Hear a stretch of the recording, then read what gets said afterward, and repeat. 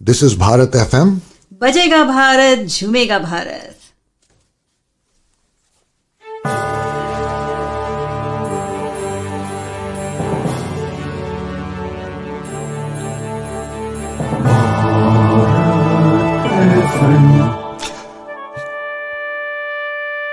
ये है भारत एफएम। बजेगा भारत, झूमेगा भारत। भारत एफएम प्रस्तुति साहित्य संध्या में आपका बहुत बहुत स्वागत है। मैं हूं आपकी होस्ट सीमा साहनी। मेरा आपको प्यार भरा नमस्कार। तो आइए एक बार फिर हिंदुस्तानी साहित्य से अपने जीवन में थोड़ी रोशनी भर लें। आज हम बात करेंगे राधा कृष्ण साहित्य के बारे में। श्री कृष्ण भगवान की हिंदू धर्म में बहुत मान्यता है, पर हम आज धर्म के पॉइंट ऑफ व्यू से या धर्म के संदर्भ से भगवान श्री कृष्ण की बात नहीं करेंगे। हम बात करेंगे वो साहित्य जो राधा और कृष्ण के ऊपर लिखा गया है। जैसा कि हम जानते हैं कि श्री कृष्ण जी का जन्म कई हजार साल पहले हुआ था, और इन कई हजार सालों में से लेकर आज तक कई कवि ऐसे आए जिन्होंने राधा और कृष्ण पर लंबे लंबे उनके रिलेशनशिप पर लंबे लंबे काव्य लिख दिए। और सबसे ज़्यादा हैरानी की बात तो ये है कि हम सब जानते हैं कि ये सारा काव्य, ये सारा साहित्य ज़्यादातर काल्पनिक है। इसमें जो घटनाएं बताई गई हैं ये point of view of the writer है, ऑफ द पोएट है, ये उसकी अपनी इमेजिनेशन है, और हम उसे भक्ति और विस्मय से सुनते हैं। मैं समझती हूँ ये एक राइटर का बहुत ही रेयर अकम्पलिशमेंट है कि आप एक भगवान को लेकर उसकी एक ह्यूमन रिलेशनशिप के ऊपर काल्पनिक काव्य लिखते हैं और लोग उसे एक्सेप्ट भी करते हैं, उसे मानते भी हैं और उसे एंजॉय भी करते हैं और उसे अपनी कल्चर का पार्ट भी बना लेते हैं। हर एक राइटर और हर एक पोएट ये काम नहीं कर सकता। इसके लिए बहुत ज़रूरी है कि राधा और कृष्ण के रिलेशन को, उनके संबंध को बहुत गहराई से समझा जाए। हम सब ये बात जानते हैं कि राधा और कृष्ण की शादी नहीं हुई थी, वो विवाह बंधन में नहीं थे, पति पत्नी नहीं थे, वो प्रेमी थे और उनका जो संबंध था वो आध्यात्मिक था। और ये एक बहुत ही अजीब सी बात है कि जहाँ हिंदुस्तानी सभ्यता और जहाँ हिंदू धर्म और हिंदू सभ्यता बहुत इस बात को मानती है कि जो विवाह बंधन है वो सर्वोपरि है, वो सबसे ज़्यादा सुपीरियर है और उसे हर कीमत पर बनाए रखना चाहिए, वहाँ पर हम सब हिंदुस्तानी ऐसे भगवान को पूछते हैं, ऐसे राधा कृष्ण को पूछते हैं जिनकी शादी भी नहीं हुई थी, जो सिर्फ प्रेमी थे। हमने प्रेम को वो मान्यता दी हुई है। ये एक हैरान करने वाली बात है। ज़्यादातर हिंदुस्तानी इस कॉन्ट्रडिक्टरी थॉट्स को, इन कॉन्ट्रडिक्टरी आइडियोलॉजीज़ को अपनी ज़िंदगी में बहुत आराम से बैलेंस कर लेते हैं कि एक मिनट तो वो मंदिर जाके राधा कृष्ण की पूजा कर लेते हैं और दूसरे ही क्षण अपने घर आके अपने बच्चों को, अपनी कम्युनिटी में विवाह या मैरिज की इम्पोर्टेंस को, या keeping the marriage intact, the institution of marriage intact, इसकी इम्पोर्टेंस को जता भी सकते हैं। For someone who does not belong to the Indian culture, or is not grown in the Indian culture, or is not part of the Indian culture, उसको ये बात थोड़ी अजीब लगेगी, हैरानी करने वाली लगेगी, उसको हिपोक्रिटिकल भी लगेगी, उसको ये एक पैराडॉक्स लगेगा कि ऐसे कैसे कि आप इंडियंस, आप हिंदू एक मिनट तो जाके मंदिर में श्री कृष्ण राधा कृष्ण को सबसे ऊपर मानते हैं, जिनकी शादी भी नहीं हुई थी, उनकी पूजा करते हैं, और दूसरे ही मिनट आप घर आके अपने बच्चों को ये सिखाते हैं कि विवाह बंधन जो है वो सबसे ज़्यादा सुपीरियर है, विवाह के बाहर संबंध बनाना गलत बात है, या विवाह के बिना रहना गलत बात है। तो ऐसा कैसे? तो उसको वो हिंदुस्तानी शायद ये जवाब देगा कि आप पहले राधा और कृष्ण जैसा प्रेम करके दिखाइए। राधा और कृष्ण का प्रेम एक आम प्रेम नहीं है, इसमें इतने फैसेट्स हैं, इतने एंगल्स हैं, इसमें इतना संघर्ष है। ये एक संघर्षपूर्ण प्रेम था जो एक आम इंसान के लिए करना संभव नहीं था। संत सूरदास, कवि जयदेव, विद्यापति, ये कुछ एक बहुत बड़े बड़े नाम हैं जो पिछली कई सदियों में आए, जिन्होंने राधा कृष्ण साहित्य में अपना बड़ा योगदान दिया. They have made big contributions to this existing literature around Radha and Krishna. But the most modern and the most recent contribution has come from poet and writer Dharamveer Bharti. His book Kanupriya is a collection of beautiful poems where Radha describes her relationship with Krishna from her viewpoint.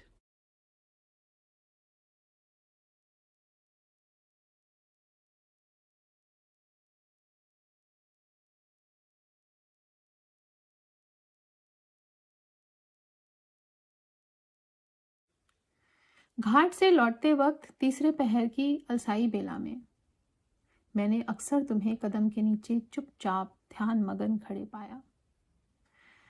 मैंने कोई अज्ञात one देवता समझ कितनी बार तुम्हें प्रणाम कर sir झुकाया, पर तुम खड़े रहे अडिग, निर्लिप्त, वीतराग, निश्चल. तुमने कभी उसे स्वीकारा ही नहीं. दिन पर दिन बीतते गए और मैंने तुम्हें प्रणाम करना भी छोड़ दिया. पर मुझे क्या मालूम था कि वह अस्वीकृति ही अटूट बंधन बनकर मेरी प्रणाम बद अजलियों में, कलाइयों में इस तरह लिपट जाएगी कि कभी खुल ही नहीं पाएगी. और मुझे क्या मालूम था कि तुम केवल निश्चल खड़े ही नहीं रहे, तुम्हें वह प्रणाम की मुद्रा और हाथों की गति इस तरह भा गई कि तुम मेरे एक एक अंग की एक एक गति को पूरी तरह बांध लोगे. इस संपूर्ण के लोभी तुम भला उस प्रणाम मात्र को क्यों स्वीकारते?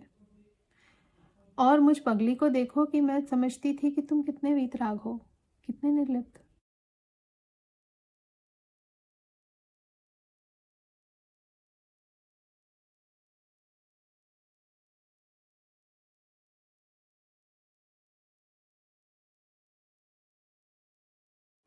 तो इस कविता में राधा कृष्ण के साथ उनका पहली बार सामना कब हुआ था वो बता रही हैं. अब हम सभी जानते हैं कि लोक कथाओं के हिसाब से, माइथोलॉजी के हिसाब से तो राधा और कृष्ण बचपन में ही साथ बड़े हुए थे, मिल गए थे. तो ये धर्मवीर भारती जी की एक कल्पना है. पर जैसे कि मैंने आपको कहा कि हैरानी की बात ये है कि हम इस कल्पना को भी मान लेते हैं, हम उसे एक्सेप्ट कर लेते हैं. इस कविता को पढ़ के मुझे ऐसा लगा कि ये धर्मवीर भारती जी की कल्पना नहीं है, ये शायद राधा की ही अपनी कोई कल्पना है. ये मुझे इतनी रियल लगी पढ़ के.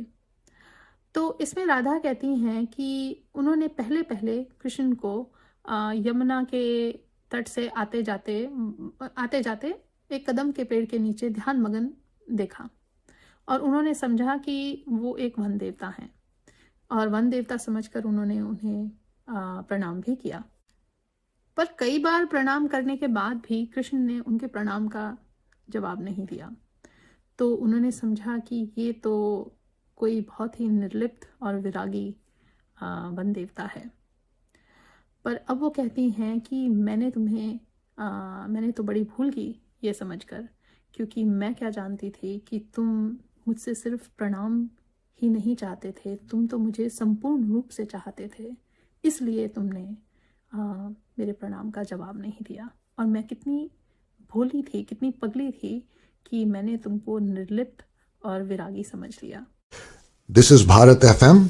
बजेगा भारत, झूमेगा भारत.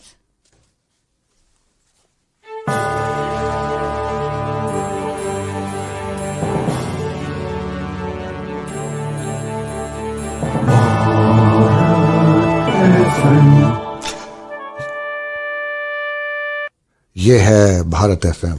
बजेगा भारत, झूमेगा भारत.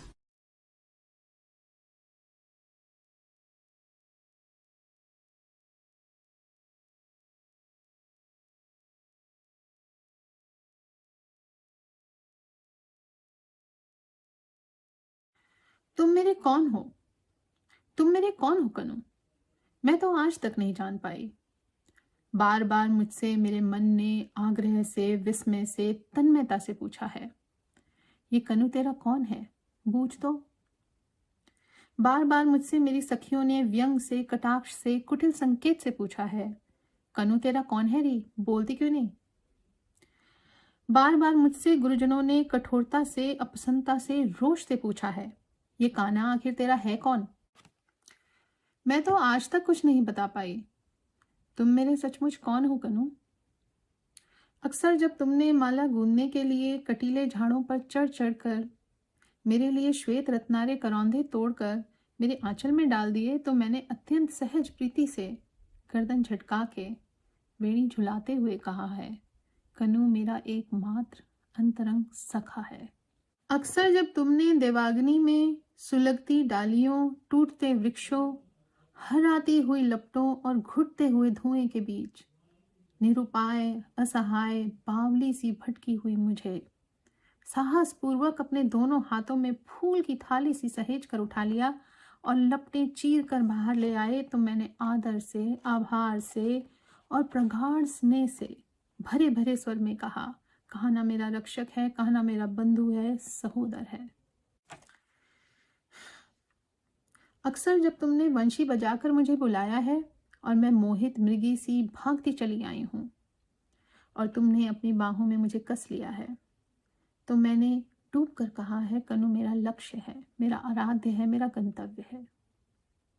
पर जब तुमने दुष्टता से अक्सर सखी के सामने मुझे पूरी तरह छेड़ा है, तब मैंने खींच कर आंखों में आंसू भरकर शपथ खा खा कर सखी से कहा है, कान्हा मेरा कोई नहीं है, कोई नहीं है। मैं कसम खा कर कहती हूँ, मेरा कोई नहीं है।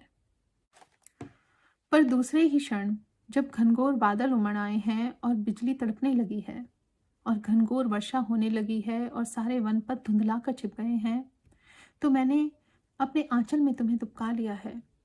तुम्हें सहारा दे देकर अपनी बाहों में घेर कर गांव की सीमा तक ले आई हूं। और सच सच बताऊं तुझे कनू सावरे, मैं उस समय बिल्कुल ही भूल गई कि मैं कितनी छोटी हूं और तुम वही कान्हा हो जो सारे वृंदावन को जल प्रलय से बचाने का सामर्थ्य रखते हो, और मुझे केवल यही लगा है कि तुम छोटे से शिशु हो।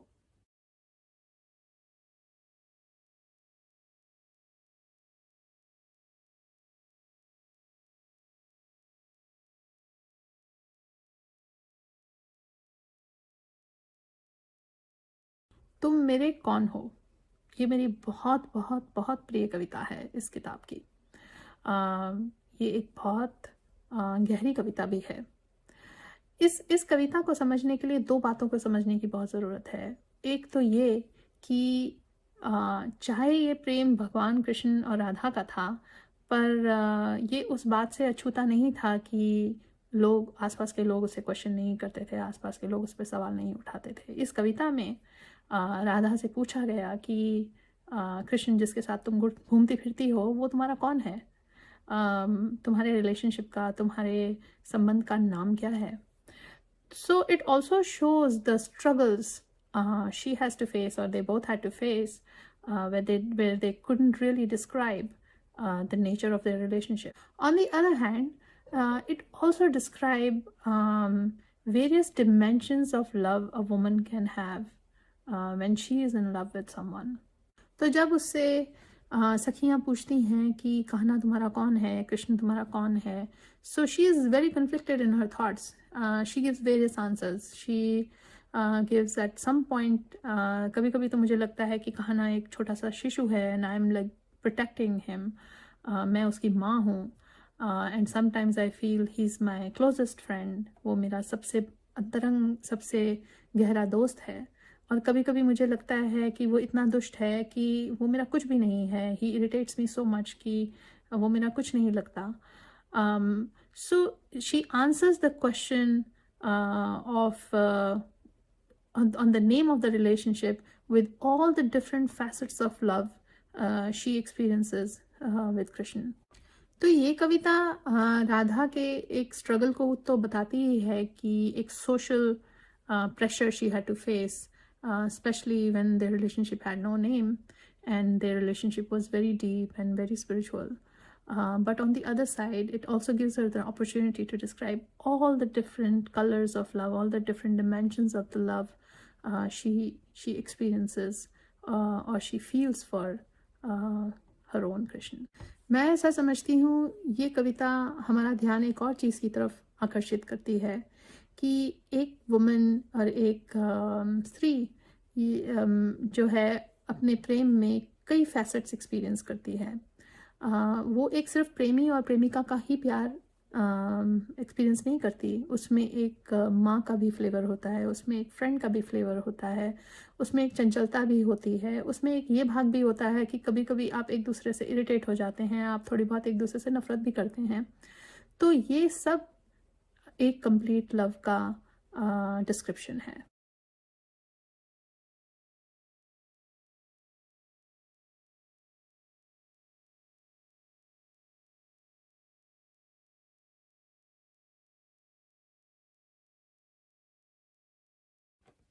कौन था वह? कौन था वह जिसने तुम्हारी बाहों के आवरत में गरिमा से तन कर समय को ललकारा था? कौन था वह जिसकी अलकों में जगत की समस्त गति बंद कर पराजित थी? कौन था वह जिसके चरम साक्षात्कार का एक गहरा क्षण सारे इतिहास से बड़ा था, सशक्त था? कौन था कनु वह तुम्हारी बाहों में जो सूरज था, जादू था, दिव्य था, मंत्र था? अब सिर्फ मैं हूं, ये तन है और याद है। मंत्र पड़े बाण से छूट गए तुम तो कनु, शेष रही केवल मैं, कांपती प्रत्याशा सी। अब भी जो बीत गया उसी में बसी हूं, अब भी उन बाहों के छलावे में कसी हूं। जिन रुखी अलकों में मैंने समय की गति बांधी थी, हाय उन्हीं काली नागपाशों में दिन प्रतिदिन क्षण प्रतिक्षण बार बार टसी हूं। अब सिर्फ मैं हूं, ये तन है और संशय है। बुझी हुई राख में छिपी चिंगारी सा, रीते हुए पात्र की आखिरी बूंद सा, पाकर खो देने की व्यथा भरी गंज सा।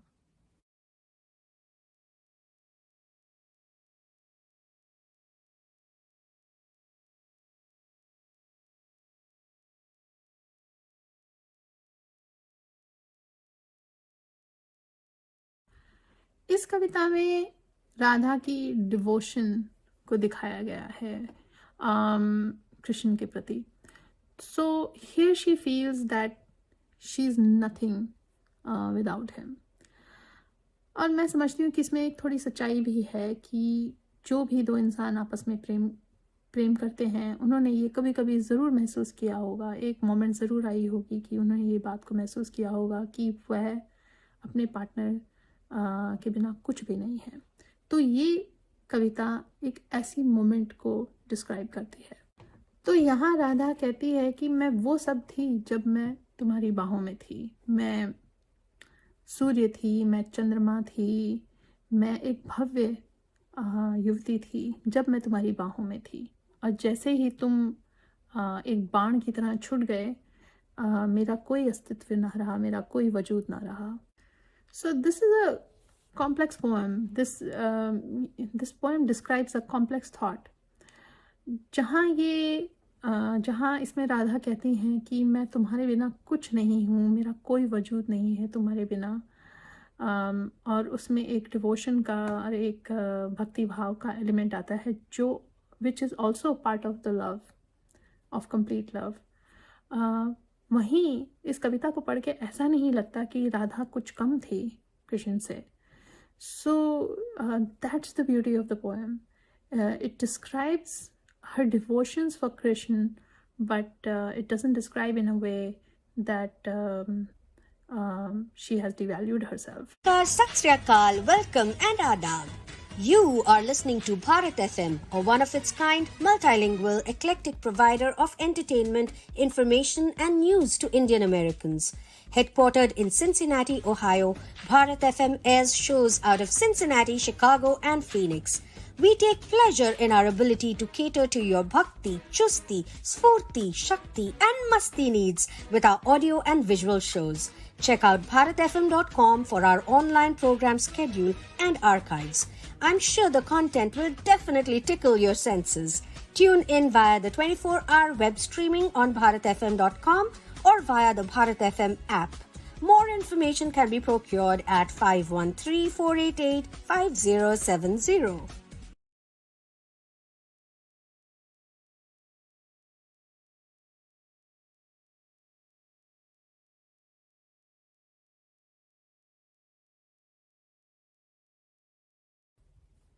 आइए बात करें एक बॉलीवुड सॉन्ग की। 1978 में एक बहुत ही चर्चित और बहुत ही बड़ी पिक्चर आई थी जिसका नाम था सत्यम शिवम सुंदरम।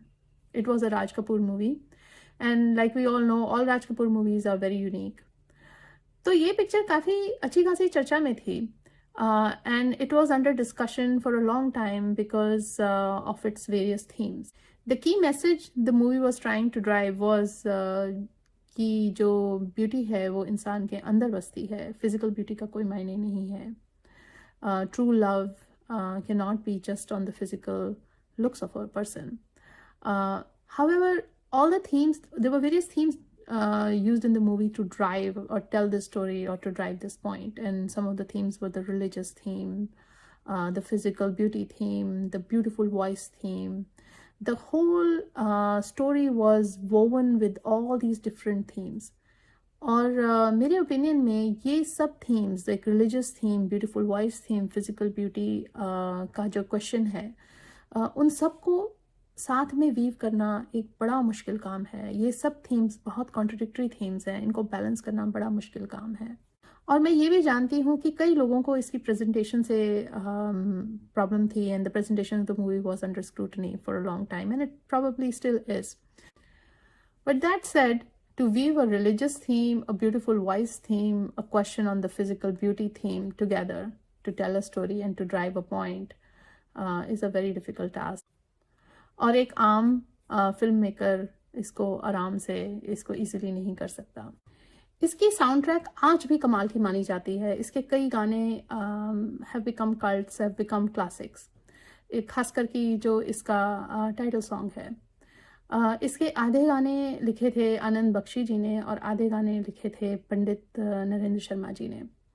पंडित नरेंद्र शर्मा जी एक जाने माने कवि हैं और ये बात तो कहने की ज़रूरत नहीं है कि इन गानों की huge popularity was the voice of Lata Mangeshkar. इन सब गानों में एक गाना ऐसा है जो इतना पॉपुलर हो गया, इतना इनग्रेन्ड हो गया हमारे कल्चर में कि लोग उसे हारमोनियम पर मंदिरों में भजन की तरह गाते हैं। अब किसी गाने के लिए कल्ट हो जाना, क्लासिक हो जाना, वो तो हो जाता है, वो तो मेरे हिसाब से इतनी बड़ी बात नहीं है। बड़ी बात है पर इतनी बड़ी बात नहीं है। पर बहुत बड़ी बात तो ये है कि किसी पिक्चर का गाना, किसी मूवी का गाना इतना इनग्रेन्ड हो जाए हमारे कल्चर में कि हम मंदिरों में जाकर हारमोनियम लेकर उसे भजन की तरह गाएं, हम भूल ही जाएं कि ये किसी पिक्चर का गाना था। और ये गाना था यशोमती मैया से बोले नंदलाला, राधा क्यों गोरी मैं क्यों काला।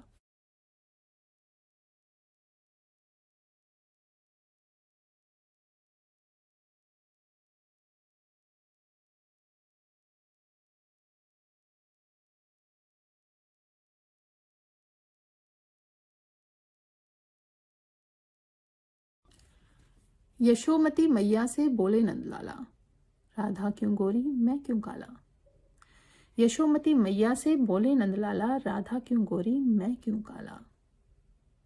बोली मुस्काती मैया ललन को बताया, बोली मुस्काती मैया ललन को बताया, काली अंधियारी आधी रात में तू आया।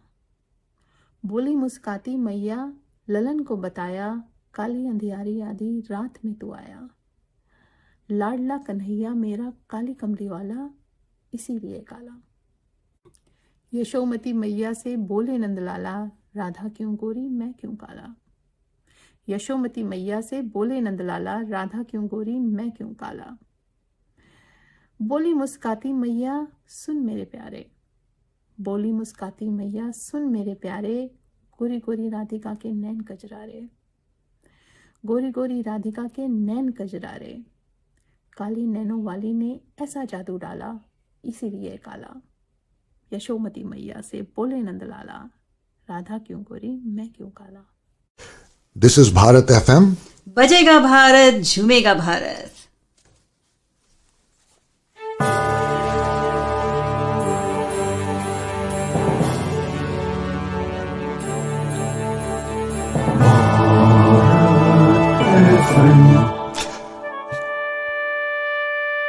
ये है भारत FM.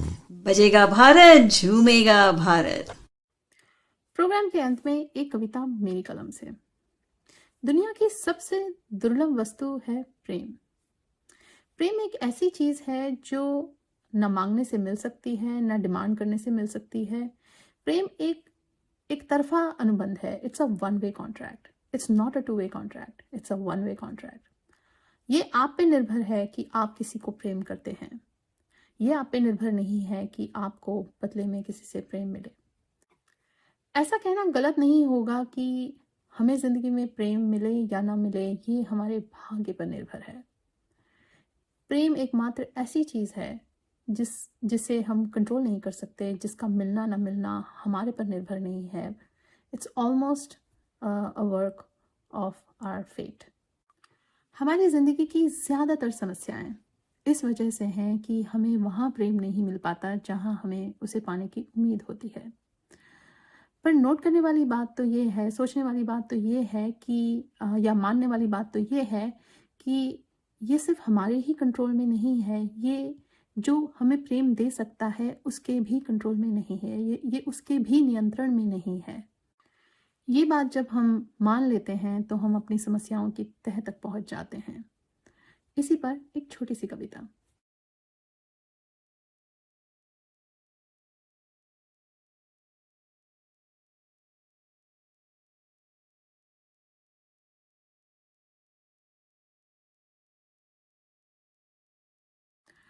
सब कुछ भीख में मिल सकता है पर प्यार नहीं।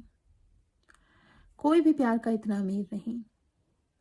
दामन फैला देख के सबकी तिजोरियां रीत गईं। अगर कोई बहुत भी तृप्त मिला तो उसने यूं दिया कि झोली में आते आते प्यार दया बन गया। प्यासी जमीन उसे देखते देखते पी गई। दरख्त फिर से जी उठा पर फल नहीं आए। आशा करती हूँ आज का एपिसोड आपको पसंद आया होगा। ये भी आशा करती हूँ कि आज की कविताओं ने आपको कहीं ना कहीं जरूर मोहित किया होगा। आप हिंदुस्तान में रहें या हिंदुस्तान से बाहर रहें, जरूर कोशिश कीजिए कि हिंदी साहित्य को अपने जीवन का अंग बनाए रखें। अगर आप शेर व शायरी करते हैं, कविताएं लिखते हैं तो कमेंट्स में अपनी रचना जरूर लिखिए। मैं उसे पढ़ूंगी और अपने प्रोग्राम में शामिल करने की पूरी कोशिश करूंगी। अगले हफ्ते मेरी आपसे फिर मुलाकात होगी नई कविताओं के साथ। तब तक के लिए शुभ रात्रि, शब खैर। Sat Sri Akal, welcome and adab. You are listening to Bharat FM, a one-of-its-kind, multilingual, eclectic provider of entertainment, information and news to Indian Americans. Headquartered in Cincinnati, Ohio, Bharat FM airs shows out of Cincinnati, Chicago and Phoenix. We take pleasure in our ability to cater to your bhakti, chusti, sphurti, shakti and masti needs with our audio and visual shows. Check out bharatfm.com for our online program schedule and archives. I'm sure the content will definitely tickle your senses. Tune in via the 24-hour web streaming on bharatfm.com or via the Bharat FM app. More information can be procured at 513-488-5070.